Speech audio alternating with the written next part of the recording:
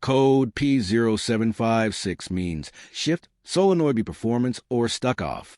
This code appears when the transmission control module detects that Shift Solenoid B is not operating properly or is stuck in the off position. Shift solenoids control the flow of transmission fluid and help the transmission change gears smoothly.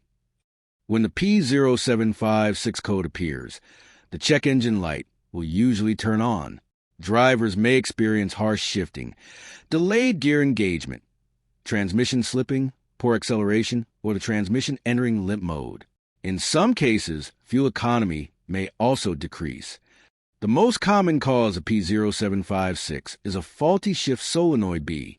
Other possible causes include damaged wiring, poor electrical connections, low or contaminated transmission fluid, a clogged transmission filter, or internal transmission problems that prevent proper hydraulic pressure and shifting. To fix P0756, start by checking the transmission fluid level and condition.